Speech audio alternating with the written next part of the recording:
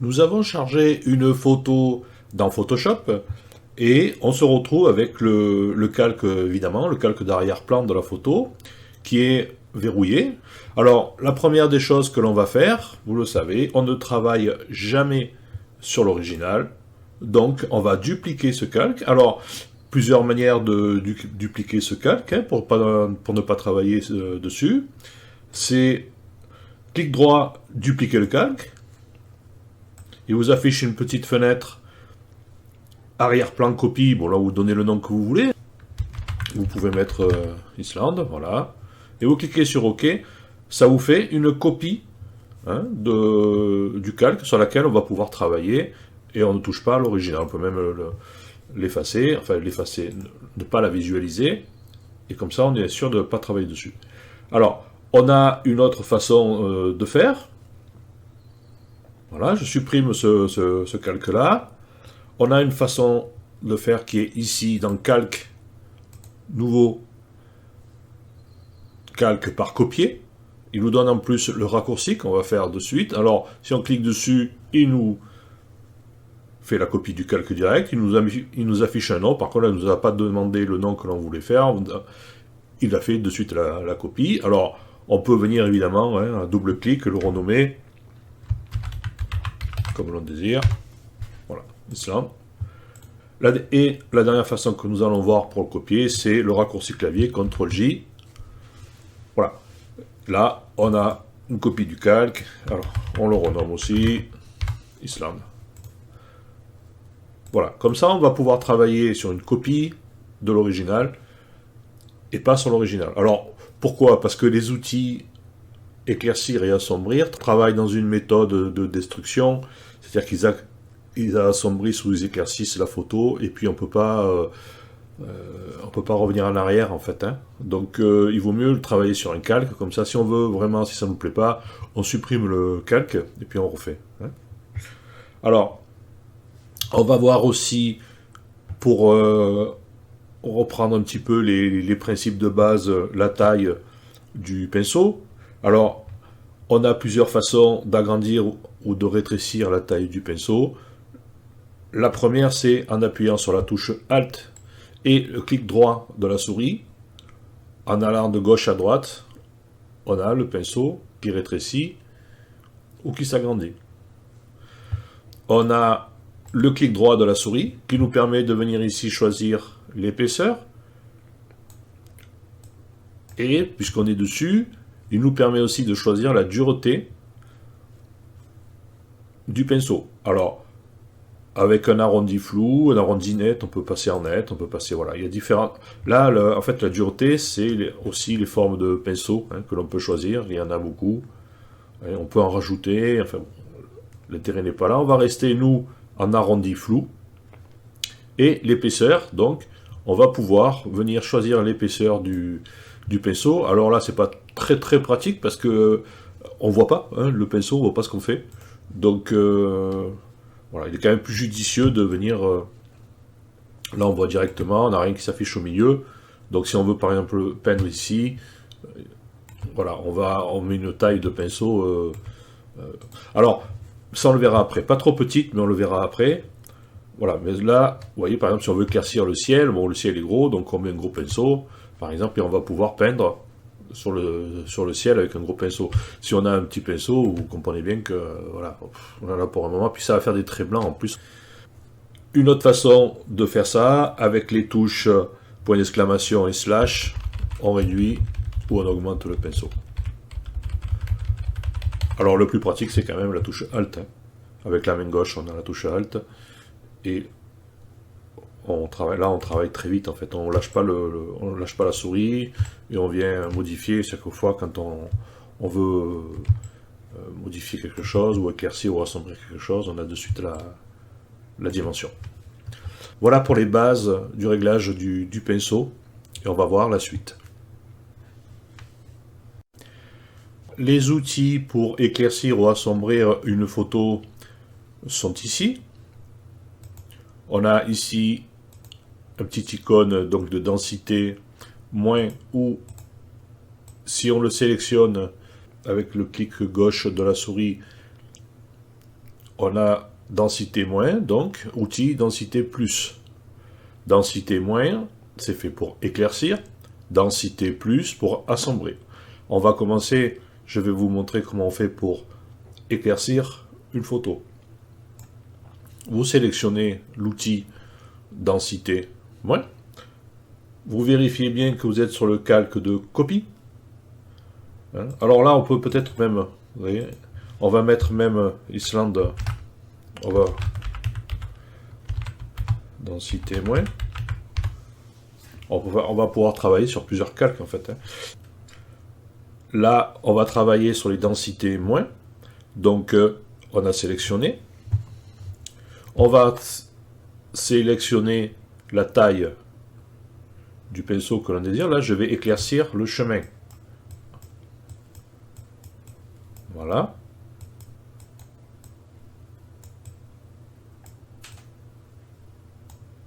Alors, pourquoi ça dépasse là?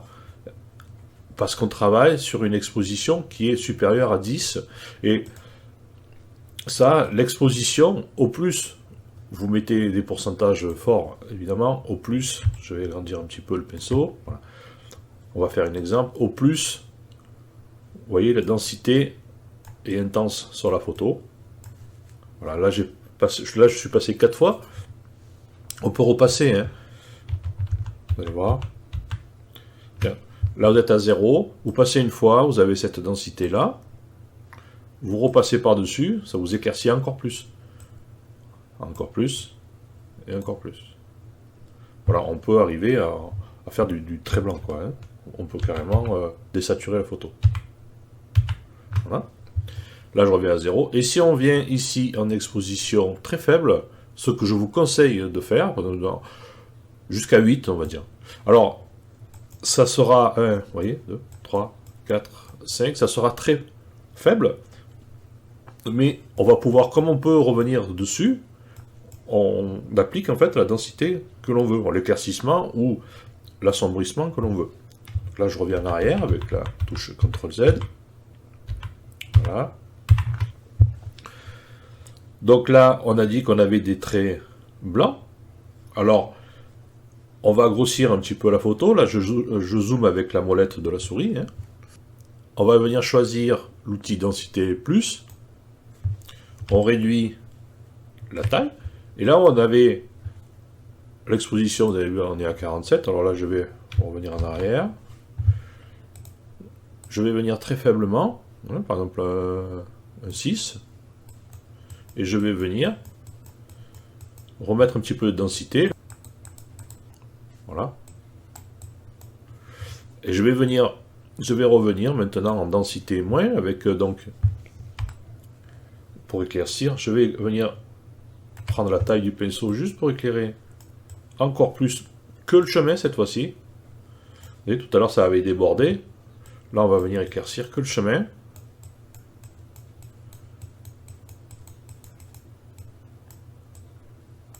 Voilà, le chemin qui va être là. Voilà. Ça attire l'œil en fait. Hein. Là c'est un peu trop, on a vu. Donc alors on revient en arrière. Densité plus. On prend une taille de pinceau. Voilà. Et on revient un tout petit peu.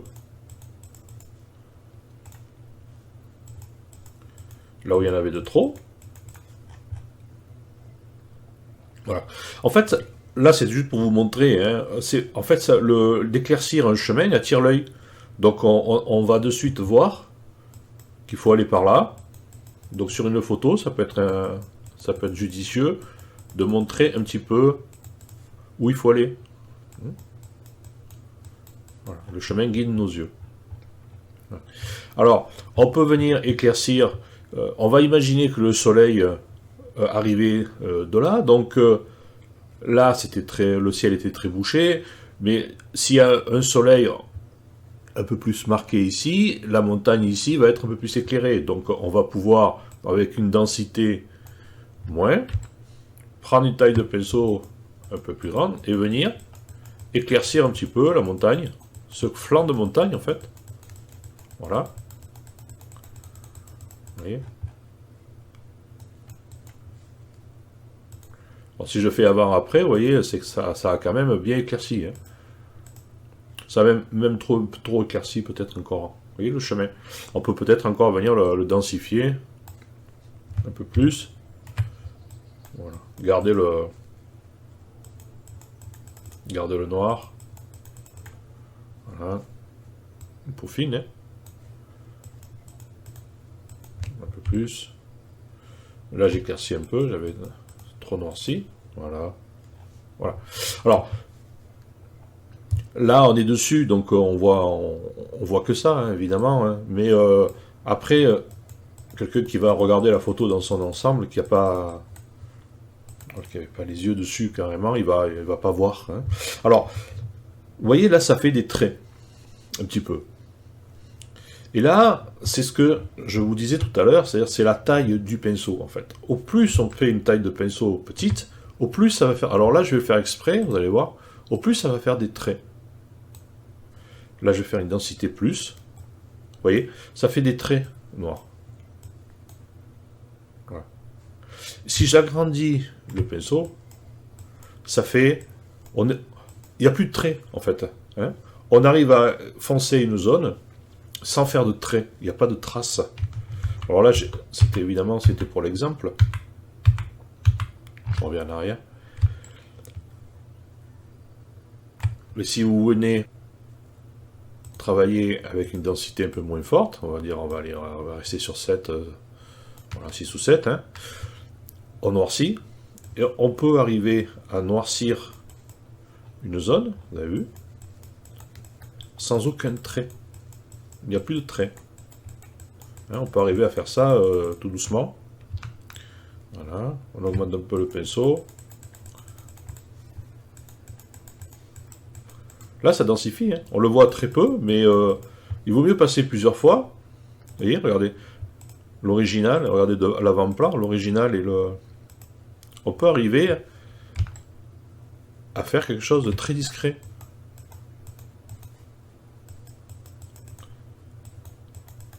Et si on fait ça, ça rappelle un peu le Dodge and Burn. Hein. C'est exactement ça en fait. Hein. Là, je reviens un peu en arrière, c'est un peu trop. Alors quand c'est un peu trop, ben, vous pouvez venir densifier un peu plus. Un peu moins, pardon. Vous pouvez venir densifier un peu moins. Voilà. On peut venir noircir. Densité plus. Un tout petit peu. Et c'est très judicieux, hein, il faut faire attention. Hein. Faut y aller doucement. C'est pour ça qu'il est important d'avoir une exposition très faible. Comme ça modifie très peu. Hein. Si je viens modifier la montagne avec une exposition à 77, ça fait un gros trait noir. Hein. Donc il faut y aller tout doucement. Il vaut mieux y aller tout doucement, vraiment tout doucement et repasser plusieurs fois. Hein, vous restez en dessous de 10 et vous venez délicatement venir noircir les endroits que l'on désire. Vous voyez, ça augmente les contrastes. On noircit, là on noircit les noirs et on blanchit les blancs. Donc en fait on augmente les contrastes de la photo. Hein. Si on y va tout doucement, on augmente vraiment le contraste de la photo. Là on a l'avant-après. Vous voyez, la photo ici, les couleurs sont uniformes, les luminosités sont uniformes. Là on arrive à densifier un peu plus.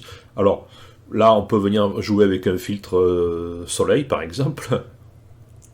Voilà, si je mets le... Alors là je vais faire un autre calque. Alors CTRL-J. Alors ce que je vais faire, là c'est juste pour vous montrer, hein, je vais le convertir en objet dynamique. Voilà. Et là, je vais pouvoir faire un filtre de rendu, un filtre halo, que j'aime bien le filtre halo. Voilà. On va le mettre un petit soleil là, tout là-haut dans le coin. Une luminosité un peu faible. Là, j'aime pas, ça fait un artefact. Bon, c'est la mode, mais moi j'aime pas trop. Je le mets en grand, comme ça on le voit très peu. Je mets OK. Voilà, et on voit ce que ça donne. Donc là, on voit que c'est un peu plus lumineux. Alors on va pouvoir... Ce qu'elle est bien, alors pourquoi en filtre dynamique? Parce qu'on va pouvoir venir remodifier le filtre, en fait, en filtre dynamique. En cliquant ici sur le filtre, un double clic, vous pouvez venir remodifier le filtre. Si vous n'avez pas fait un calque dynamique, vous ne pouvez pas le faire. Oui. Alors là, voilà, on augmente un tout petit peu, voilà, on voit ce que ça donne, on fait OK. Voilà, il y a peut-être même de trop. Voilà. Mais juste un soupçon, c'est juste pour vous montrer que l'éclairage est là, pour justifier le fait qu'on a éclairci ce flanc de montagne. Ça éclaire pas la photo, hein, c'est juste pour, voilà, pour montrer que la luminosité étant là, ce flanc de montagne est logiquement éclairé. Voilà. Alors, ensuite, là, on a vu les outils ici sur la gauche, donc de densité plus et de densité moins. On va voir maintenant la barre d'outils ici, les gammes, l'exposition et tous les petits carrés qu'il y a ici. Pour voir la barre d'outils, on va créer un nouveau calque. On ne peut pas travailler sur un calque dynamique avec ces outils. Hein, vous avez vu, vous avez un petit stop là qui s'affiche. Donc ce qu'on va faire, on va venir prendre ce calque-là, on va le dupliquer avec un CTRL-J, et on va venir le mettre au-dessus du calque. Et là, on va pouvoir travailler sur ce calque-là maintenant. Alors, on a vu ici l'exposition, on l'a vu tout à l'heure. Donc, l'exposition, si on vient avec une grosse exposition, on a de suite un gros trait blanc qui se met, hein, en densité moins. Hein. En densité plus, ben c'est l'inverse, évidemment. Hein, si on choisit densité plus sur un ton clair, on densifie.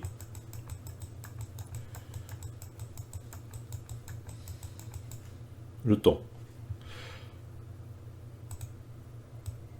Là, c'était une exposition à 8. Si on prend une exposition à 80, on a de suite, vous voyez, en quelques clics, on a de suite une exposition qui est beaucoup plus forte.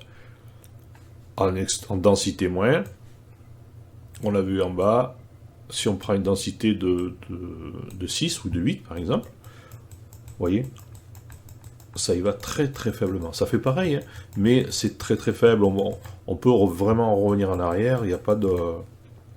vraiment faire ce qu'on veut. Voilà, vous voyez, on arrive au même résultat, hein, si on repasse plusieurs fois dessus, on arrive au même résultat. Hein. Voilà. Donc là, on a vu les expositions. On peut, si on veut, repartir à 0. On peut venir supprimer ce calque et refaire la même chose que tout à l'heure. CTRL-J, on le passe au-dessus et on va pouvoir travailler sur ce calque-là. Ici, quelque chose qui est très intéressant, ce sont les gammes. Alors, pour illustrer les gammes, je vais passer moi sur une autre photo qui est ici, qui est une photo immobilière avec un contre-jour et un arrière-plan, enfin l'intérieur de la maison, quoi, qui est extrêmement foncé, évidemment, on voit pratiquement plus rien. Mais pour illustrer les gammes, les tons, le travail sur les tons, c'est beaucoup plus judicieux, vous allez voir. Alors, si ici on lui demande de venir travailler, il y a un petit ascenseur, de venir travailler sur les tons foncés, on va lui demander d'éclaircir les tons foncés. On va augmenter un petit peu la taille du pinceau. Et pour vous montrer, pour illustrer un peu mieux, on va mettre une densité un peu plus forte. Vous voyez que là, quand je passe, il vient éclaircir les tons foncés. Si je lui demande de travailler que sur les tons clairs, si je passe, il n'en voit pas. Vous voyez, il n'éclaircit pas les tons foncés. Il va venir travailler que sur les tons clairs. Alors ça, c'est très bien, parce que ici, c'est des tons clairs, donc il va venir les éclaircir. Si je reviens en arrière, je fais l'inverse, que je lui demande de venir travailler que sur les tons foncés, si je passe ici, il ne les touche pas. Il va venir éclaircir que ce qu'il trouve de foncé, le reste de la photo, mais pas le ciel, parce que le ciel est clair pour lui. Et là, à l'inverse, on est sur les tons foncés, donc il vient éclaircir les tons foncés. Je lui demande d'éclaircir les tons clairs, il n'en trouve pas.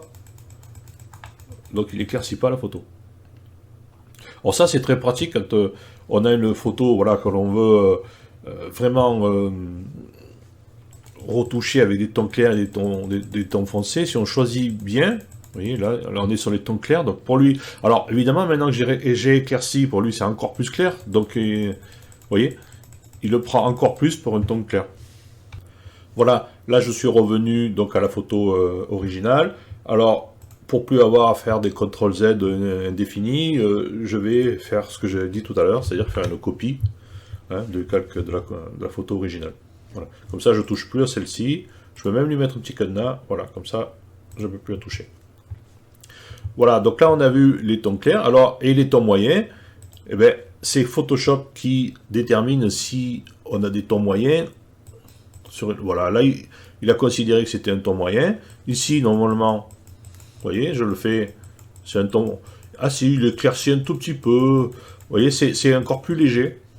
Ouais. Dans les tons moyens, il a vu que à travers les poutres, là, il y avait un petit peu des tons qui étaient clairs, donc il les éclaircit, vous voyez. Voilà.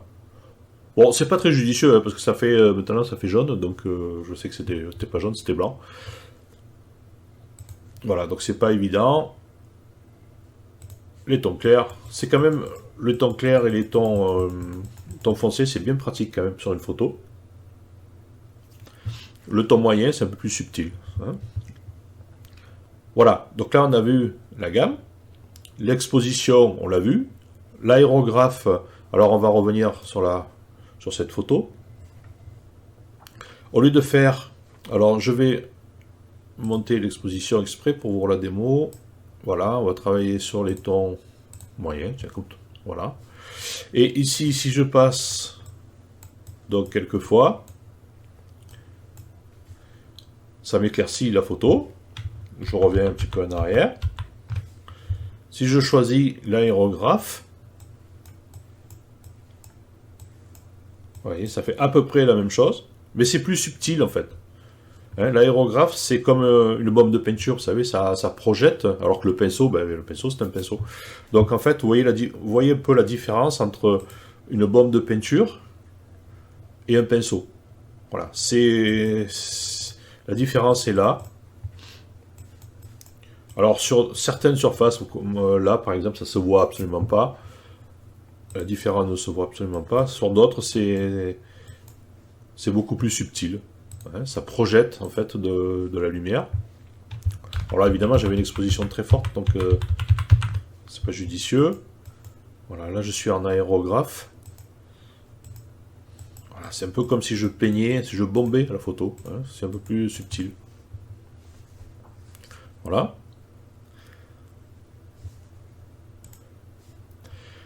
Alors ici, on peut définir l'angle du pinceau. Alors là, pareil, ça reste dans le domaine du subtil. Hein. Alors, suivant le pinceau que l'on a choisi, c'est important. Hein. L'angle du pinceau, vous voyez par exemple, si je prends celui-ci, et que je viens peindre comme ça, suivant l'angle que j'ai défini, ça ne va pas donner la même chose.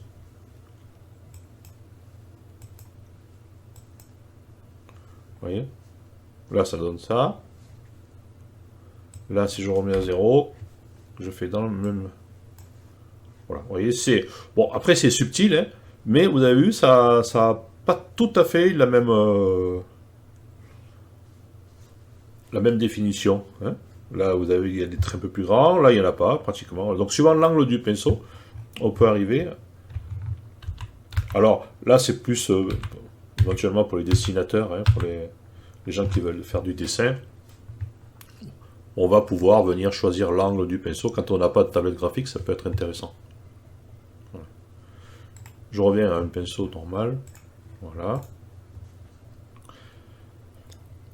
Alors, protéger les tons, ça permet, quand on éclaircit ou qu'on assombrit un endroit de la photo, ça permet d'éviter ce qu'on appelle les écrêtages, c'est-à-dire que ce soit trop blanc ou trop noir. Et ça permet aussi de lutter contre la variation des couleurs.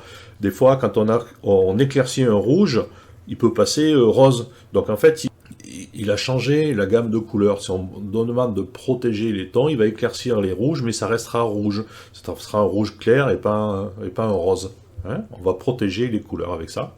Et ici, ça sera tout. Alors, si on reste dessus, une petite boîte de dialogue s'affiche. Hein, hop, on revient. Voilà. Toujours utiliser la pression pour définir la taille. Alors ça, on le verra tout à l'heure avec la petite tablette graphique. Voilà, on a fait le tour de la petite barre d'outils. Alors, là, je vais peaufiner un petit peu. Je vais en profiter. Densité plus. J'agrandis l'outil. Je choisis une exposition faible. Hein, inférieure à 10. Voilà. Et je vais pouvoir venir obscurcir un peu mon ciel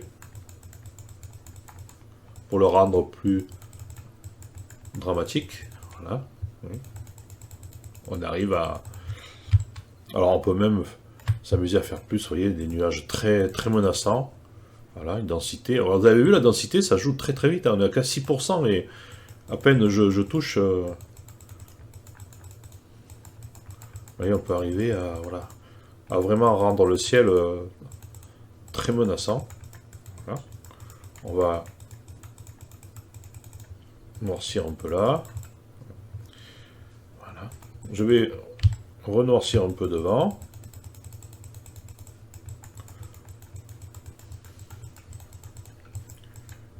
Voilà, on va augmenter un peu la dureté, l'exposition, parce que voilà, c'est pas assez. Voilà, vous voyez, même 16, c'est trop déjà. J'y vais vraiment par petits coups. Il faut vraiment... quand on augmente, il faut vraiment y aller doucement. Hein, il ne faut pas être trop pressé. Voilà. Là, on a donné de la densité à la photo. Alors, si on prend la photo... la première, c'était ça. Vous voyez, c'est que la luminosité est plate. En fait, hein, la photo est plate. Et là, on vient donner quand même de la densité à la photo. Voilà. On noircit un peu les noirs. Alors on peut peaufiner, hein, là j'y vais quand même assez vite parce que c'est pas le but de la formation. Voilà. C'était juste pour vous montrer ce que l'on peut faire. Voilà. La première photo, hein, assez fade, assez plate. Et la deuxième avec voilà, beaucoup plus de contraste et de luminosité. Voilà, on va voir une autre méthode avec les courbes de niveau.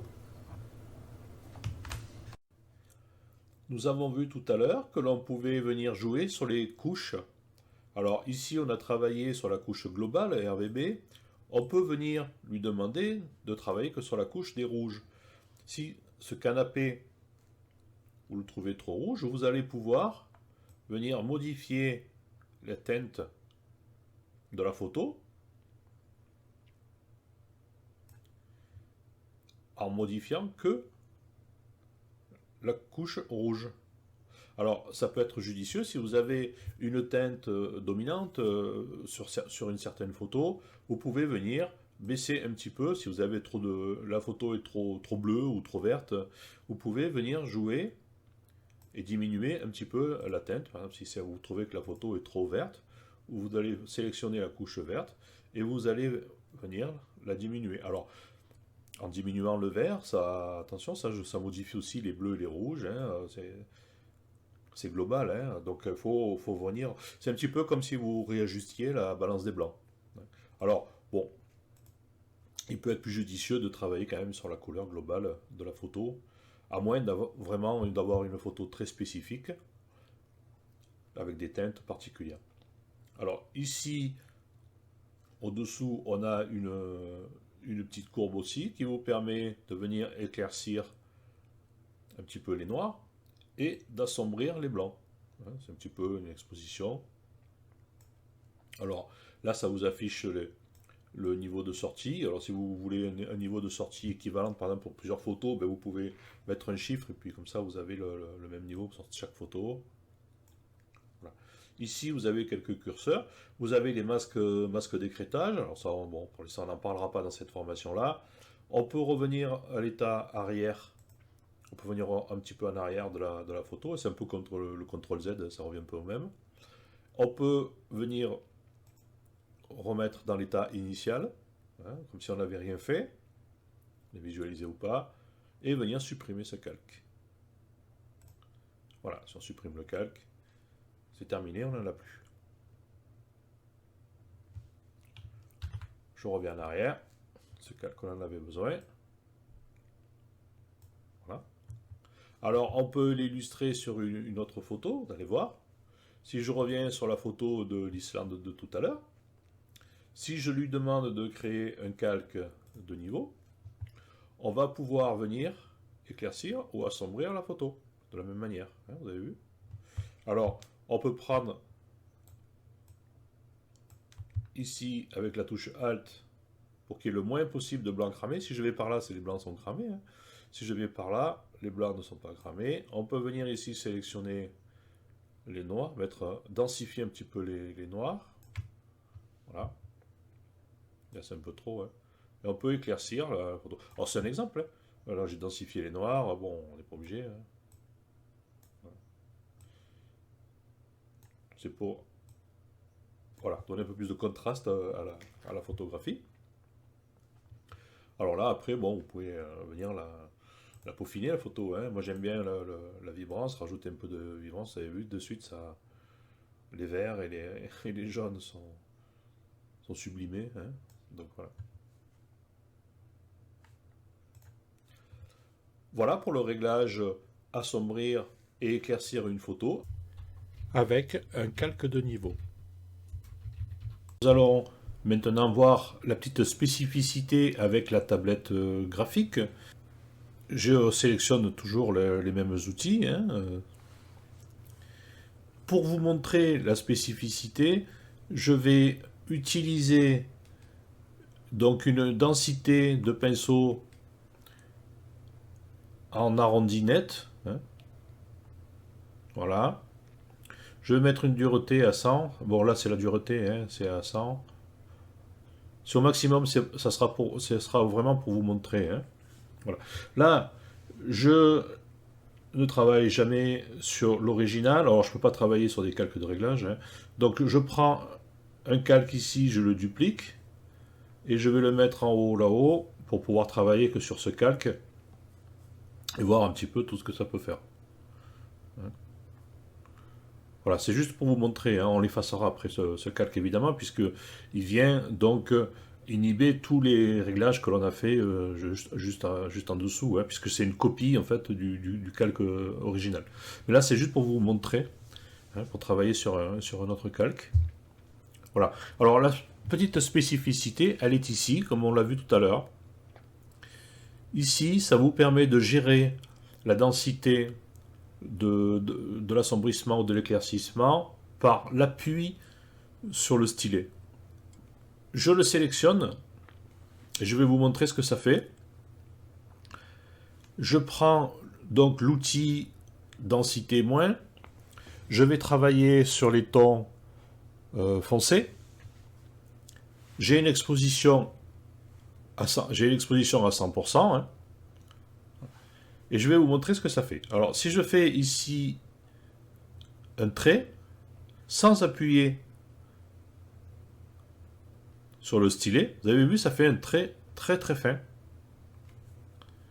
On peut venir corriger, voilà, sans appuyer, on peut venir éclaircir, par exemple, le milieu de la route. Voilà, si j'appuie pas, ça vient éclaircir la route. Si je viens maintenant appuyer sur le stylet, ça fait plus un trait, mais ça éclaircit toute la zone. Si je le fais un peu plus gros, si j'appuie, vous avez vu, toute la zone est sélectionnée et ça vient faire un gros trait sélectionné. Si je n'appuie pas, ça vient faire juste un petit trait. Voilà la petite spécificité de la tablette graphique. Alors, si je ne sélectionne pas, ben, même si j'appuie pas, vous avez vu, toute la zone est sélectionnée. Donc en fait, ici, c'est intéressant de gérer l'appui. Alors là, c'est un peu gros par exemple pour le chemin. Mais ici, si j'appuie pas, voilà, vous savez que ça éclaircit que le milieu du cercle là. Ben, si j'appuie, ça vient venir faire un trait de toute la zone. Voilà la petite spécificité à la tablette graphique. Alors, évidemment, la tablette graphique, c'est beaucoup plus intéressant, hein. Vous voulez venir éclaircir des zones, vous appuyez un petit peu, voilà. Si vous n'avez pas trop l'habitude, c'est pas évident, hein. Vous pouvez baisser donc l'exposition et venir lui demander de ne pas gérer l'appui du stylet. Et vous pouvez venir peindre comme ça. Alors là, on est en grosse densité, hein. Si on sélectionne donc un pinceau autre, on va pouvoir faire quelque chose de beaucoup plus délicat. Voilà, là c'est la dureté, hein. Le pinceau est beaucoup moins dur. Voilà. Et vous voyez là, quel que soit l'appui du stylet, ça ne gère pas la dureté du pinceau, hein. On fait un petit peu ce que l'on veut. Voilà la spécificité de la tablette graphique. Cette formation est maintenant terminée. Je vous dis merci de l'avoir suivie et à bientôt.